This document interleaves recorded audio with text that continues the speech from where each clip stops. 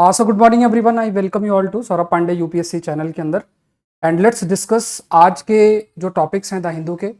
और first I have to record the video because of the technical issues जो हम लोग फेस कर रहे हैं, तो उस वजह से अब नया टेक्निकल इशू चैनल के अंदर आ गया है। कल भी आपने देखा होगा तो वीडियो अपलोड नहीं हो रहा था, अब रिकॉर्ड करके देखते हैं। ठीक है, तो मुझे मॉर्निंग में बहुत जल्दी उठना पड़ता है, उसके बाद रिकॉर्ड करना और उसके बाद फिर आपके लिए जो कंटेंट है उसको प्रोवाइड करना। तो आज हम लोग जो टॉपिक्स डिस्कस करेंगे, all these are the topics जो हम लोग डिस्कस करेंगे। एक बार बताना, वॉइस पूरे तरीके से आपकी क्लियर है? वॉइस पूरे तरीके से क्लियर है? वॉइस क्लियर है सभी लोग? और तो armed forces special power act, this is one topic that we are going to discuss. फिर उसके बाद आपका फिलीपींस वर्सेस चाइना, ये तो हम लाइक जीएस पेपर 3 के अंदर इंक्लूड कर सकते हैं। देन फिलीपींस वर्सेस चाइना, इसमें साउथ चाइना के कंटेक्स्ट में डिस्कस करेंगे और मेंस का भी प्रश्न इस पर है। ग्लोबल डिस्प्यूट सेटलमेंट डब्ल्यूटीओ के कंटेक्स्ट में, ये हम इंटरनेशनल ऑर्गेनाइजेशन जीएस पेपर 2 और इकोनॉमी के अंदर इसको इंक्लूड किया जा सकता है। एमएस स्वामीनाथन एंड बायोडाइवर्सिटी, इनके रोल के ऊपर क्योंकि हमारे बीच नहीं रहे, बट एक टॉपिक आपका कंट्रीब्यूशन साइंटिस्ट के द्वारा है, इनका बहुत इंपॉर्टेंट कंट्रीब्यूशन रहा है, बायोडाइवर्सिटी में भी रहा है, तो वो भी डिस्कस करेंगे। ये जीएस पेपर 3 का टॉपिक है। उसके बाद अलावा रामानुजम प्राइज जो मिला है, मेंस का क्वेश्चन है, और 4 टॉपिक्स प्रीलिम्स बूस्टर के डिस्कस करेंगे। 4 टॉपिक्स आपके जो हैं प्रीलिम्स बूस्टर। तो आज का जो मेंस का क्वेश्चन है, that you can see, mains का जो हमारा क्वेश्चन है वो आप देख लो। मेंस का क्वेश्चन है जिसमें you can see the question, that is maritime dispute between country will shape future relations between countries, है ना। Maritime dispute between countries will shape their future relations, है ना, विल, या ये थोड़ा सा इसको ऐसे, maritime dispute will shape future relation between countries, ये बिटवीन कंट्रीज बीच में जो लिखा है ना, इसको आप काट दो, ठीक है, ये जरूरत नहीं है। तो ये पूरा का पूरा आपका क्वेश्चन है, दिस इज द क्वेश्चन। ये जो है ये आपका नहीं है, बाकी आपका क्वेश्चन है। समुद्री विवाद देशों के बीच भविष्य के संबंधों को आकार देंगे, जो भी समुद्री विवाद है उसमें, तो ये आपको 250 वर्ड्स में लिखना है। और टेलीग्राम चैनल्स में का लिंक डिस्क्रिप्शन बॉक्स में दिया हुआ है, वहाँ पे ही आपको अपने आंसर को सेंड करना है।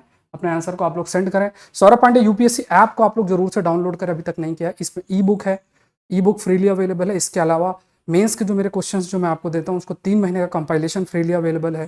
करंट अफेयर्स भी फ्री अवेलेबल है। इसके अलावा सेकंड एआरसी रिपोर्ट का जो कोर्स है वो आपका जो है ऑलरेडी आ चुका है, तो आपके पास मौका है, इसको भी ज्वाइन कर लेना। वीडियो तुरंत अभी डलने वाले हैं। तो ये जीएस पेपर 2, 3, 4 के लिए बहुत बहुत इंपॉर्टेंट है। ये 4 मेजर रिपोर्ट्स है जो हम लोग कवर करेंगे। Ethics in governance, citizen centric administration, social capital, reports on terrorism. तो 4 मेजर रिपोर्ट्स हैं जो हम लोग कवर करेंगे, और ये बहुत बहुत इंपॉर्टेंट रिपोर्ट्स हैं। अगर आप जीएस 2, 3, 4 के कंटेक्स्ट में देखो पेपर, इस बार भी प्रश्न इन रिपोर्ट से आए, तो ये रिपोर्ट्स कोई कवर नहीं कराता है, ये मैं आपको कवर करा रहा हूँ। उसके अलावा एग्रीकल्चर ऑप्शनल के लिए भी मुझसे जुड़ सकते हैं। नेक्स्ट क्लास आपकी मंडे को अवेलेबल होगी, मंडे को जो आपकी क्लास होगी उसको आपको जरूर से करना है, तो वो भी आप सौरभ पांडे यूपीएससी ऐप में जाके डाउनलोड करके मतलब आप जाके ज्वाइन कर सकते हैं। ये आपका टेलीग्राम चैनल है जहाँ पे आपको पीडीएफ मिलता है, जहाँ पे आपको जो भी आप अपना आंसर है उसको पोस्ट कर सकते हैं, और प्रॉपर जो पीडीएफ है वो भी आपको यहाँ पे अवेलेबल होगा। तो पहले मैं आज प्रीलिम्स बूस्टर से शुरू करता हूँ। फटाफट प्रीलिम्स बूस्टर से हम लोग शुरुआत करते हैं, और प्रीलिम्स बूस्टर से जो है वो स्टार्टिंग करते हैं क्वेश्चंस की। विथ रेफरेंस टू, मैं थोड़ा हट जाता हूँ, with reference to rafflesia. Rafflesia के कंटेक्स्ट में है, rafflesia is actually a parasite. It lives on tropical vines across parts of south east Asia, producing blooms that are among the largest in the world. Every species of the flower is currently classed as critically endangered. तो यहाँ पे ये अगर आप देखो, ये Rafflesia है, this is Rafflesia. इसमें आपको कितने स्टेटमेंट सही हैं? तो ये हिंदुस्तान टाइम्स का टॉपिक है। तो यहाँ पे यहाँ पे आपको ध्यान में रखना है, यहाँ पे लिखा वन, यहाँ पे लिखा एवरी स्पीसीज, तो सारी स्पीसीज नहीं है। Only one of the species of the flower is, only one of the species of the flower is currently classed as critically endangered, ठीक है। तो एवरी स्पीसीज की जगह only one of the species ही उसको आपका क्रिटिकली एंडेंजर्ड है। तो बाकी दोनों स्टेटमेंट सही है, थर्ड स्टेटमेंट आपका गलत है। इसके अलावा ये जो हम प्रीलिम्स के क्वेश्चंस के बाद जो आज के एडिटोरियल्स और टॉपिक्स हैं वो हम लोग डिस्कस करेंगे, ठीक है। प्रीलिम्स के क्वेश्चंस जो है इसको भी थोड़ा सा एक बार देख लें स्टार्टिंग से ही।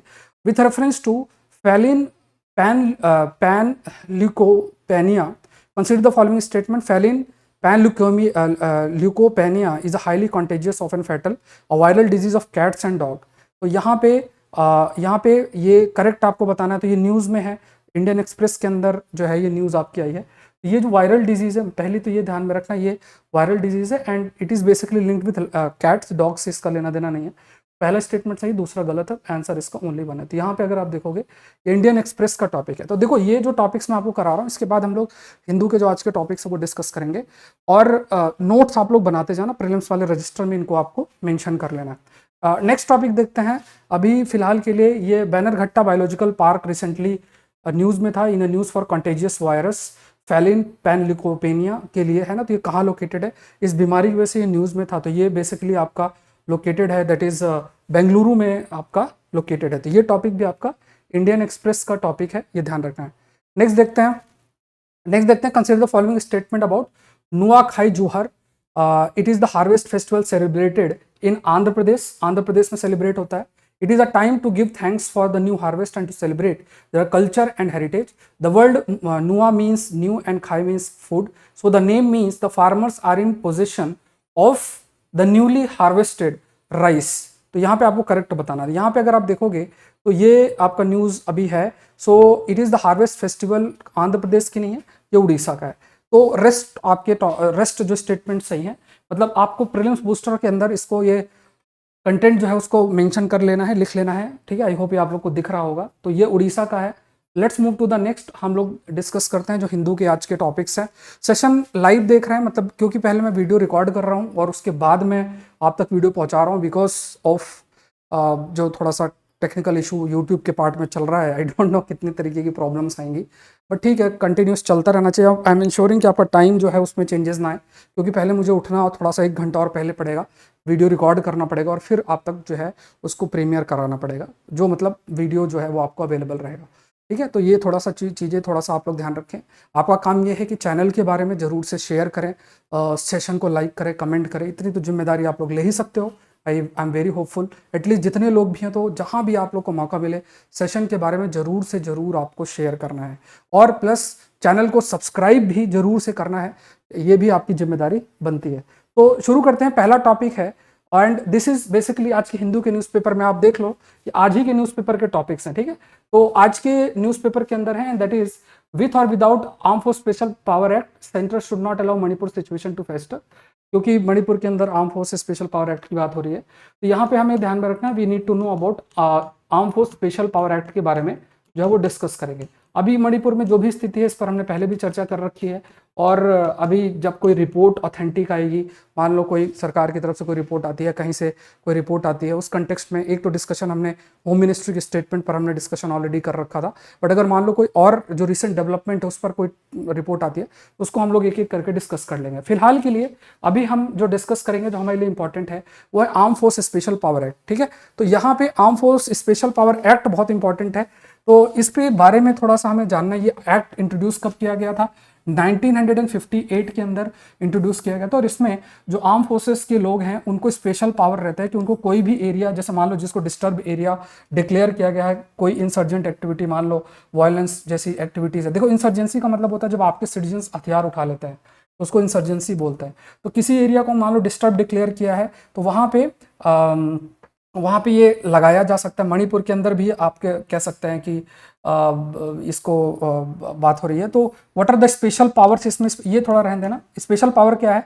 Arm force special power allow कोई भी कमीशन जो ऑफिसर है, वारंट ऑफिसर है या नॉन कमीशनड ऑफिसर है, या कोई भी इक्विवेलेंट ऑफिसर है, कि वो मतलब फोर्स किसी भी पर्सन के खिलाफ यूज़ कर सकता है। मतलब अगर जैसे लगता है कि कोई डिस्टर्ब एरिया है और कोई किसी प्रकार का एक्ट कर रहा है जिससे वायलेंस भड़क सकती है, तो उसको मतलब बिना कोई वो किए वो फायर किया जा सकता है। फिर उसके बाद अरेस्ट करना है किसी को भी विदाउट वारंट, बिना, अगर disturb area declared under arm force special power act, तो अरेस्ट भी किया जा सकता है। डिस्ट्रॉय करना किसी भी स्ट्रक्चर में जहाँ पे लगता है कि यहाँ आर्म्स एमुनिशन या किसी प्रकार का ऐसी चीज़ है जो कि पूरा का पूरा मतलब सिक्योरिटी सिनारियो को चेंज कर सकता है। या सर्चेस क्रिएट करना, मतलब सर्चेस जो है सर्च करना किसी भी ऐसी जगह पे जहाँ पे पॉसिबिलिटी है कि कुछ ऐसी चीज़ें हो सके जो कि लॉ एंड ऑर्डर सिचुएशन को ख़राब कर सकती है, तो उन जगह पे प्रॉपर सर्च आउट भी किया जा सकता है।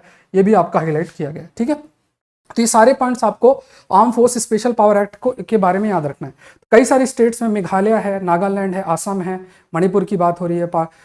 ये जो डेटा है ये पुराना है, लेकिन आप ये देख सकते हो इन स्टेट्स में जो आपका arm force special power act है वो आपका लागू है। नेक्स्ट देखते हैं troubled water China and Philippines should desist from raising the risk in South China Sea. South China Sea के कंटेक्स्ट में है, so this topic is basically related and linked with international relation. IR का topic है, ठीक है, this is linked with international relation और इसको हम साउथ चाइना सी के कंटेक्स्ट में देख सकते हैं। We can consider under South China Sea, South China के सी के कंटेक्स्ट में जो है हम इसको देख सकते हैं। तो यहाँ पे अगर देखा जाए तो ये पूरा जो रीजन है दिस इज साउथ चाइना सी, ये रीजन जो है पूरा दिस इज बेसिकली इस साउथ चाइना सी रीजन। तो जैसे ये आपका साउथ चाइना सी रीजन है, ये फिलीपींस है, ये है, तो यहाँ पे एक इमेजिनरी लाइन है जिसका नाम है 9 डैश लाइन, 9 डैश लाइन। और भी फिलहाल के लिए G20 से पहले एक 10 डैश लाइन की बात की गई थी। उस 10 डैश लाइन के माध्यम से अपने क्लेम को ताइवान पे तक इंक्रीज किया गया। चाइना ने ये जो इमेजिनरी लाइन है 9 डैश लाइन की, इसके माध्यम से कहा है कि ये रीजन इसको बिलोंग करता है। United Nation Convention law of the sea 1982 क्या कहता है? इट इज सिंपली सेज कि लगभग 200 नॉटिकल माइल तक का जो रीजन है वो इस देश का है। लेकिन चाइना इस चीज को मान नहीं रहा है। उसे पता है कि देखो, खासतौर से उसको चिंता इस विषय का है, ये जो रीजन है ये क्या है, ये मलक्का आपका, आप कह सकते हो कि ये मलक्का स्टेट है, इस रीजन से काफी अधिक ट्रेड होता है और यहाँ पे इंडिया अंडमान निकोबार रीजन के अंदर प्रेजेंट है। और उसको पता है कि अगर मतलब उसको पता है कि इंडिया को बहुत बहुत ह्यूज एडवांटेज इस रीजन के अंदर है और इस रूट के अंदर जब भी जरूरत पड़े इंडिया इसको ब्लॉक कर सकता है। वो रिसोर्स यहीं पे अपने आसपास सर्च कर रहा है, प्लस इस रीजन पे अपना कब्जा कर रहा है जिससे कि कोई दूसरा देश उसके आसपास ना आ सके। चाइना का जो ये इलाका है यहाँ पे पूरा का पूरा डेवलपमेंट है, मतलब ईस्टर्न इलाका जो है वहीं पूरा उसका डेवलपमेंट एरिया है। कोई भी देश अगर मान लो यूएस और ये सब इस जगह पे प्रेजेंट होंगे तो उसको काफी स्ट्रेटेजिक नुकसान है। इसके अलावा इस रीजन में जो रिसोर्सेस हैं वो रिसोर्सेस आप कह सकते हो जो रिसोर्सेस है उसके लिए भी चाइना लड़ रहा है, क्योंकि उसको लगता है कि इस रिसोर्सेज पर अगर उसने कब्जा कर लिया तो फिर उसको जो इस रीजन पे डिपेंडेंसी है वो आपका रिड्यूस हो सकती है। जो ये रूट है इस रूट पर डिपेंडेंसी रिड्यूस हो जाएगी। तो इसी को चाइना के कंटेक्स्ट में बोला भी जाता है, that is Malacca dilemma. Malacca dilemma के तहत ये है कि चाइना को लगता है कि यार अगर मान लो कभी फ्यूचर में युद्ध होता है भारत से तो इस रास्ते को ब्लॉक कर सकता है, जो उसके लिए काफी अधिक डिसएडवांटेज होगा। तो अभी फिलहाल के लिए देखो क्या स्थिति चल रही है कि अगर आप देखोगे ये जो रीजन है यहाँ पे ये डिस्प्यूट के एरिया, ये तो मैंने आपको बता दिया। यहाँ पे कई प्रकार के आइलैंड्स भी हैं, ये भी आप ज्योग्राफी की कंटेक्स्ट में ध्यान रखना। जैसे पाराशल आइलैंड है, स्कारबोरो शोल है, ये कंटेक्स्ट में याद रखना क्योंकि इस समय न्यूज़ में। स्पार्टले आइलैंड है, ये मैपिंग के लिए इंपॉर्टेंट है। और यहाँ पे ही देखो स्कारबोरो शोल के, ये थोड़ा आप याद रखना क्योंकि यही न्यूज़ में है। यहाँ पे इसने चाइना ने क्या किया है, ये इस प्रकार की ऐसा मार्क कर दिया है। मतलब आप ये समझो कि जैसे होता है ना कि कोई बताने के लिए कि ये इलाका मेरा है, ये आपका नहीं है, ये इलाका ये मेरा बिलोंग करता है, कोई इस पर कब्जा नहीं कर सकता, इस टाइप से। तो जबरदस्ती इसने इस रीजन को मार्क कर दिया। और फिर फिलीपींस ने क्या किया, मतलब साउथ चाइना सी में इस टाइप का स्कारबोरो शोल के आसपास इस टाइप के मार्क कर दिया है। और फिलीपींस ने कहा कि यार ये क्या बात हुई, बहुत समय से इसने मार्क कर रखा है, तो फिलीपींस इसको हटा रहा है। अब इसमें चाइना ने धमका दिया उसको कि ऐसा नहीं कर सकते हो, अगर ऐसा किया तो हम ये कर देंगे वो कर देंगे, इस टाइप से। तो आप इमेजिन करो कि साउथ चाइना सी रीजन में अपने प्रेजेंस को इंक्रीज करने के लिए इस प्रकार का जो कदम है वो कदम आपका कंटिन्यूस बेसिस में उठाया जा रहा है बाय चाइना। ये एक जो अप्रोच है, this approach has been taken और we can say this approach is being followed by the China in this region. ये ध्यान में रखना। तो यहाँ पे हमें जो जानना है वो क्या जानना है, एक तरीके से ये खास तौर से जो आइलैंड न्यूज़ में है, और साउथ चाइना सी रीजन क्या है। साउथ चाइना सी रीजन में जो ये मैरीटाइम डिस्प्यूट है, जो आपका विवाद है मैरीटाइम, यही बेसिकली जैसे मान लो समुद्री एरिया में, क्योंकि देखो चाइना बेसिकली अपने आप को समुद्री इलाके में एक्सपैंड करना चाहता है। मैरीटाइम एरिया है, उस मैरीटाइम एरिया में अपने आप को बहुत तेजी से एक्सपैंड करना चाहता है, अपने प्रेजेंस को इंक्रीज करना चाहता है। अगर हम चाइना की बात करें तो इस वजह से वो दूसरों के देशों के साथ लड़ाई भी कर रहा है और डिस्प्यूट भी देखने को मिल रहा है। और या पूरा का पूरा जो ये देश है सभी के एरिया को खुद क्लेम कर रहा है कि मेरा एरिया है। खासतौर से जो आसियान कंट्रीज हैं जो जिनका मैरीटाइम रीजन या बॉर्डर साउथ चाइना सी रीजन पे है, तो उस पर पूरा का पूरा जो कब्जा है वो चाइना कंटिन्यूस बेसिस में मतलब जो है करने की कोशिश कर रहा है। प्लस जो United Nation Convention law of the sea है 1982, जिसके तहत 200 नॉटिकल माइल तक का जो रीजन है उस देश का होता है। जैसे मान लो ये वियतनाम है तो 200 नॉटिकल माइल तक का एरिया, या फिलीपींस है तो 200 नॉटिकल माइल तक का रीजन इसका बिलोंग करता है।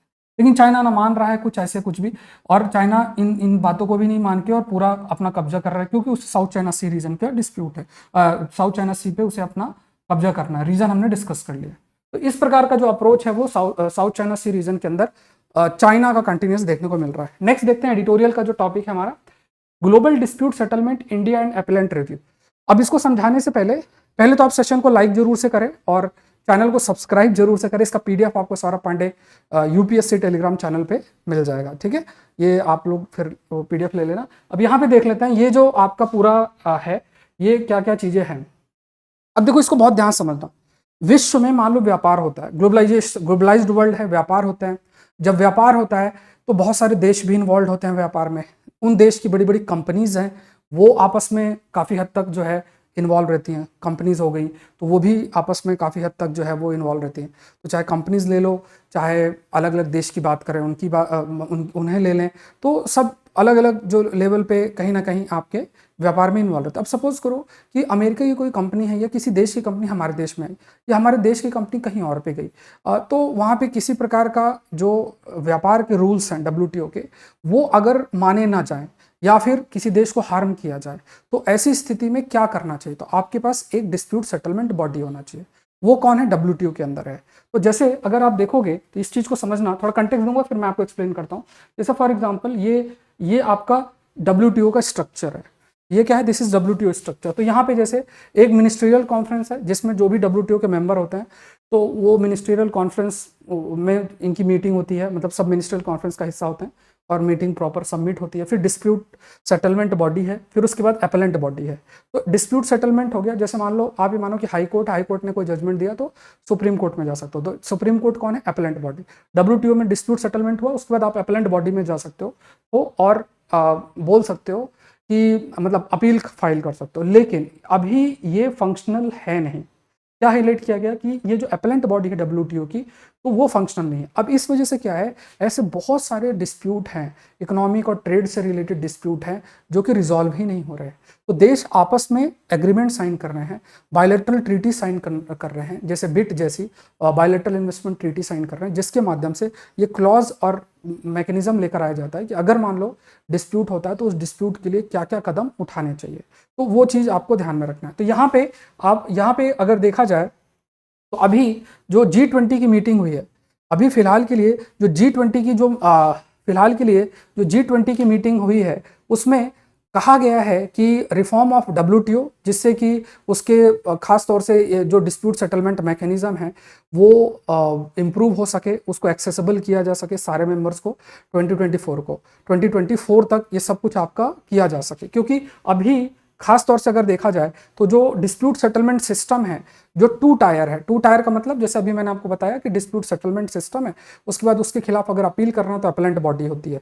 तो जो WTO डिस्प्यूट सेटलमेंट सिस्टम है जो कि 2 टायर है, मतलब 2 उसके पायदान हैं, तो उसमें ये डिसफंक्शनल है, मतलब ये कार्य नहीं कर रहा 2019 से, बिकॉज यूनाइटेड स्टेट्स ने ब्लॉक कर रखा है किसी भी मेंबर को अपॉइंट करने में। तो मतलब यहाँ पे कौन जिम्मेदार है कि वो क्यों फंक्शनल नहीं है? Because of the approach followed by United state ने उस चीज को आपको प्रॉपर तरीके से ब्लॉक जो है कर रखा है।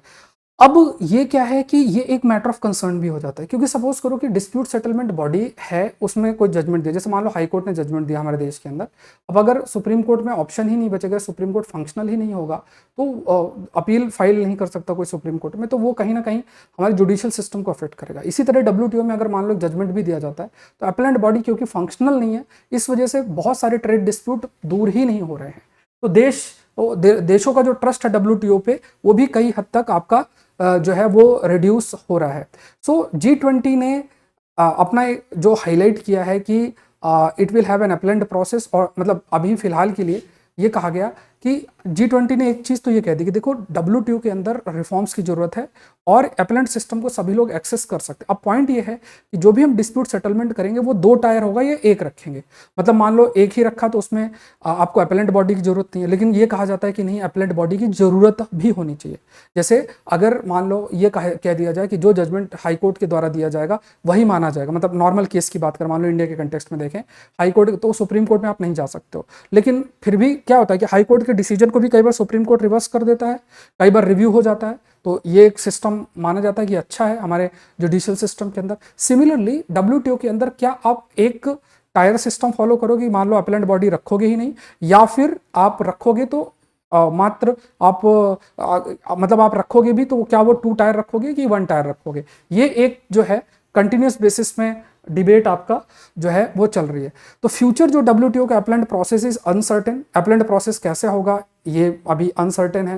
एंड आप कह सकते हैं कि खास तौर से कहा जाए कि जो अपीलेंट प्रोसेस है is international investment law through investor state dispute settlement system and ubiquitous component of the bilateral investment treaties. अब देखो यहाँ पे कहा गया है कि जैसे फॉर एग्जांपल अगर फ्यूचर क्या होगा WTO के अपीलेंट का, मतलब डिस्प्यूट का जो उसको पावर है उसके लिए फ्यूचर क्या है, किस तरीके का अप्रोच जो है वो WTO के अंदर फॉलो किया जाएगा, इस पे कोई सर्टेनिटी नहीं है, इट्स कंप्लीटली अनसर्टेन। इस वजह से देश क्या करेंगे, आपस में बायलैटरल इन्वेस्टमेंट ट्रीटी साइन करेंगे। मतलब दो देश, जैसे मान लो इंडिया है और इंडिया के साथ कोई और व्यापार कर रहा है, तो उन्होंने आपस में बायलैटरल इन्वेस्टमेंट ट्रीटी साइन कर लिया, BIT साइन कर लिया, और उसी के तहत आपका investor state dispute settlement system बना लिया कि अगर हमारे बीच में किसी भी प्रकार का डिस्प्यूट होता है तो हम आपस में इस सिस्टम के माध्यम से उसको दूर कर सकते हैं। तो अगर देखा जाए तो अगर WTO का सिस्टम कार्य नहीं करेगा तो ये जो BITs के नंबर्स हैं वो फर्दर बढ़ते जाएंगे।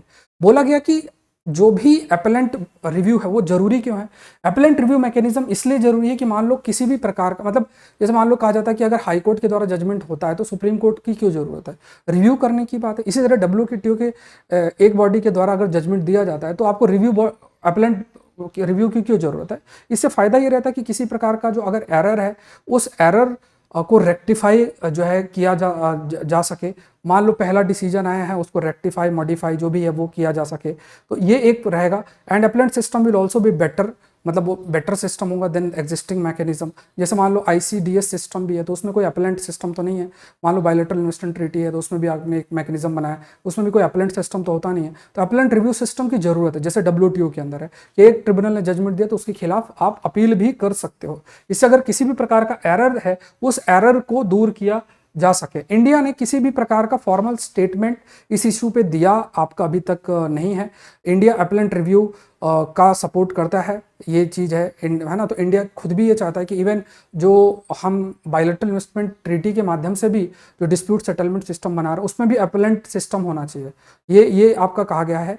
एंड अगर फॉर एग्जांपल इंडिया का concern about inconsistency incoherence in ICDS, क्योंकि देखो इसका रीज़न क्या है, जैसे मान लो इंडिया और एक देश है उसने बायलैटरल इन्वेस्टमेंट ट्रीटी साइन की, अब उसके तहत ICDS है वो डिफरेंट होगा, दूसरे के साथ की वहाँ पे डिफरेंट हो सकता है ना। तो यहाँ पे क्या बहुत इनकंसिस्टेंसी होगी। लेकिन WTO में कोई चीज़ है तो सारे देशों के लिए सेम से रूल्स रेगुलेशंस लागू होंगे। तो ये इनकंसिस्टेंसी इनकोहेरेंसी मतलब इसकी मतलब एक रुकता नहीं है, यूनिफॉर्मिटी नहीं है, क्योंकि देश आपस में बायलैटरल इन्वेस्टमेंट ट्रीटी साइन कर रहे हैं और आपस में जो डिस्प्यूट सेटलमेंट सिस्टम वो लेकर आ रहे हैं, और किसके लिए फायदेमंद है किसके लिए फायदेमंद नहीं है उस हिसाब से वो लोग ट्रेटरी अपना ले आते हैं। यूनिफॉर्मिटी नहीं है, मतलब कंसिस्टेंसी नहीं है, और इसका इम्पैक्ट कई लेवल पे नेगेटिव भी पड़ता है। ठीक है, ये पॉइंट देखना है। नेक्स्ट देखते हैं, remembering MS Swaminathan legacy of ecological conservation. MS Swaminathan है, उनके रोल के ऊपर कल भी हमने ग्रीन रेवोल्यूशन के बारे में डिस्कस किया था, और बिल्कुल इनके बहुत प्रोमिनेंट रोल इनके द्वारा किया गया है। तो ये आप GS पेपर 3 के अंदर नोट डाउन कर सकते हैं, role and contribution of MS Swaminathan in ecological conservation. यहाँ पे इन्होंने मैंग्रोव्स, जैसे मान लो आपका जैसे फॉर एग्जांपल जो मैंग्रोव्स होते हैं, जैसे हमारा जैसे देश है, इस यहाँ पे किनारे किनारे जो ये पेड़ लगे होते हैं कोस्टल इलाकों में उन्हें मैंग्रोव्स बोलते हैं। और ये मैंग्रोव्स क्या है, सॉल्टी वाटर में भी ग्रो कर सकते हैं, खारे पानी में भी ग्रो कर सकते हैं। तो काफ़ी ज़्यादा प्रयास जो है MS स्वामीनाथन है उन्होंने कंजर्वेशन के 4 एस्पेक्ट पे किया है, मैंग्रोव इकोसिस्टम, उसके बाद biodiversity conservation, genetic conservation, keystone dialogue, मतलब है ना। तो यहाँ पे देखो मैंग्रोव सिस्टम को पूरा कंजर्व करना, फिर जो हमारी बायो विविधता है जैव विविधता उसको कंजर्व करना, उसके बाद जेनेटिक कंजर्वेशन मतलब अलग, अगर हम बायोडाइवर्सिटी को या वाइल्ड लाइफ को कंजर्व करते हैं तो इससे जो जीन्स प्रेजेंट है उनका भी कंजर्वेशन होगा, और जो भी कीस्टोन डायलॉग्स हैं, इंपॉर्टेंट डायलॉग्स है, उस पर भी फोकस करना, कीस्टोन स्पीसीज को प्रोटेक्ट करना, इन पर फोकस किया गया है। फिर ये हाईलाइट किया गया, मतलब इनके द्वारा कुछ बातें जो है कही गई हैं कि जो मैंग्रोव इकोसिस्टम है वो बहुत बहुत इंपॉर्टेंट रोल प्ले करता है, क्योंकि मैंग्रोव इकोसिस्टम सॉल्टी वाटर में, खारे पानी में ग्रो कर सकता है, लो ऑक्सीजन प्रेजेंट है उसमें ग्रो कर सकता है, हाई टेम्परेचर में ग्रो कर सकता है। हमारी जो कोस्टल पॉपुलेशन है उसके लिए बहुत बहुत बेनिफिशियल जो है वो माना जाता है। इवन मछली पालन और वहाँ हमारी फिशिंग कम्युनिटी जो रहती है उसके लिए बहुत फ़ायदेमंद है। वहाँ के बायोडाइवर्सिटी के लिए भी बहुत फ़ायदेमंद, जैसे सुंदरबन है उसमें मैंग्रोव्स का बहुत बड़ा जो है रोल आपका रहता है। तो मैंग्रोव इकोसिस्टम का अपना ही एक इंपॉर्टेंस बनता है। अब हो सकता है कि आपके मेंस में अगले साल मैंग्रोव्स के इंपॉर्टेंस या रोल के ऊपर प्रश्न आपके लिए फ्रेम हो जाए। उसके बाद उन्होंने कहा कि जो मैंग्रोव्स हैं उनको तुरंत जो पौधे हैं उनको लगाना चाहिए, उनको काटना नहीं चाहिए, किसी भी प्रकार का डिग्रेडेशन जो है वो नहीं होना चाहिए, इकोसिस्टम को कंजर्व करना चाहिए, जो जेनेटिक डाइवर्सिटी उसको प्रोटेक्ट करना चाहिए। मतलब अगर आप जेनेटिक डाइवर्सिटी जितना अधिक आपके वी कैन से जितना अधिक हम बायोडाइवर्सिटी कंजर्वेशन करेंगे, वाइल्ड लाइफ का कंजर्वेशन करेंगे, तो रिलेटेड जीन्स और ये सब हैं उनका भी कंजर्वेशन होगा। जो इंडो मलाया रीजन है, मतलब निचला जो आपका रीजन है, तो वहाँ पे इंडो मलाया रीजन में जो भी आपके जेनेटिक डाइवर्सिटी है इकोसिस्टम उसको प्रोटेक्ट करना, मैनग्रोव्स की स्पीसीज को प्रोटेक्ट जो है वो करना, ये भी हाईलाइट किया गया है। और ये भी हाईलाइट किया गया कि ह्यूमन और एनिमल पॉपुलेशन के बीच में एक हार्मनी रहे, मतलब जो प्रकृति है और इंसान जो है हार्मनी में रहे, ये तो कॉमन सा पॉइंट है। एंड ये भी आपका हाईलाइट जो है किया गया है कि जब तक मतलब unless the livelihood security of the people was strengthen, मतलब देखो सबसे इंपॉर्टेंट यही है, अगर हम जैसे मान लो लोग रहते हैं, अगर लोगों के लिए कुछ कार्य करने को नहीं है तो उनको रहेगा कि लकड़ी काट लेते हैं, ये जीव को मार देते हैं, कुछ इस तरीके का काम करते हैं जिससे कि अर्निंग हो सके, या है ना। तो यहाँ पे ये देखना है कि सबसे पहले हमें लाइवलीहुड सिक्योरिटी इंश्योर करनी है, और फिर हम ये देखें कि फिर हम ये देखें कि जैसे किस तरीके से जो हमारी इकोलॉजिकल सिस्टम है, प्रकृति है, उसके माध्यम से हम अपने पूरे जो लोग वहाँ रहते हैं उनको कैसे हम लाइवलीहुड ऑप्शंस प्रोवाइड कर सकते हैं, उसके लिए जो है प्रयास हमें करने की ज़रूरत बनती है। फिर इन्होंने जैसे खास तौर से एजुकेशनल प्रोग्राम लेकर आया, जैसे एवरी चाइल्ड साइंटिस्ट, जिस बच्चों को कंट्री के जैव विविधता या बायोडाइवर्सिटी हेरिटेज के प्रति जागरूक लाना करना, इस पर इन्होंने प्रयास किया।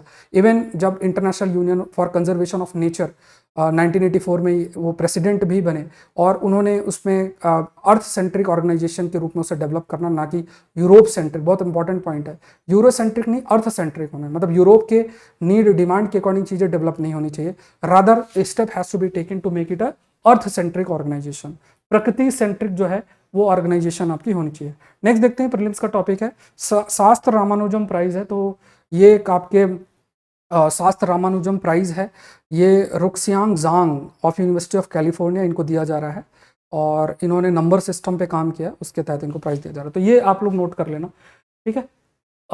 थोड़े से कुछ टॉपिक्स और भी हैं। मुलाय तीवू, ये आइलैंड न्यूज़ में श्रीलंका में लोकेटेड है।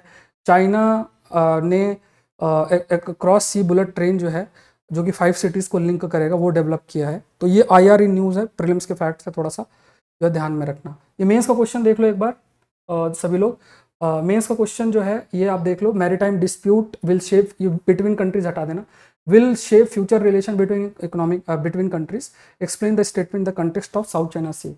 तो ये 250 शब्द में लिखना है। ये टेलीग्राम चैनल है सौरभ पांडे UPSC, वहाँ पे जाके आपको अपने आंसर को सेंड करना है, लिंक डिस्क्रिप्शन बॉक्स में दे रखा है। सौरभ पांडे UPSC ऐप आप लोग जरूर से जो है डाउनलोड करें। अभी ARC रिपोर्ट का कोर्स जल्द से जल्द स्टार्ट हो रहा है, ये है ना, तो आप जाके ऐप डाउनलोड करके ज्वाइन कर सकते हैं। उसके अलावा एग्रीकल्चर ऑप्शनल भी आपका चल रहा है, तो इसका भी हिस्सा आप बन सकते हैं। ये फ्रीली ये किताब ई-बुक फ्री अवेलेबल है जनवरी से जुलाई 2023 के लिए। तो ये पूरा 2023 तक का कंटेंट आपका कवर्ड है, 2000+ टॉपिक्स हैं। साइंस टेक का कोर्स भी जल्द से जल्द आने वाला है। इस वेबसाइट पे जाके GSreporter.com में जाके आप ज्योग्राफी एनवायरनमेंट साइंस की फ्री जो मेरी मैगजीन है वो डाउनलोड कर सकते हैं। सो आज के लिए इतना ही। तो मैंने इस पहले सेशन आप लोग के लिए रिकॉर्ड किया और फिर मैं आपको पोस्ट किया। हमने सारे टॉपिक्स जो है कवर कर लिए हैं। आपका काम यह है कि आप सेशन को लाइक करें, शेयर करें जितना हो सके, ये आपकी जिम्मेदारी बनती है, ठीक है। क्योंकि देखो कितनी भी सिचुएशन आ जाए, मैं प्रयास मेरा रहता है कि किसी भी प्रकार से सेशन रुकना नहीं चाहिए, ये प्रयास रहता है हमेशा से। आपको भी इस चीज़ का प्रयास करना चाहिए कि जितना ज़्यादा से ज़्यादा हो सके चैनल को आप लोग सब्सक्राइब कराएं और जहां भी मौका मिले वहां पे आप इस चैनल को शेयर करें और सेशन को शेयर करें। ऐसा नहीं कि आपका काम हो गया, मैंने सेशन देख लिया, बस हो गया, मेरा तो काम हो रहा है, चलो जो होगा देखा जाएगा। देखो लंबे टाइम तक सस्टेनेबिलिटी के लिए बहुत ज़रूरी है चैनल बढ़िया तरीके से ग्रो करे। ठीक है, हमारा मोमेंटम इतना खराब नहीं है, बट हाँ और इंप्रूवमेंट हो सकता है आपके पार्टिसिपेशन से। मिलते हैं नेक्स्ट सेशन के अंदर। Thank you everyone, thank you.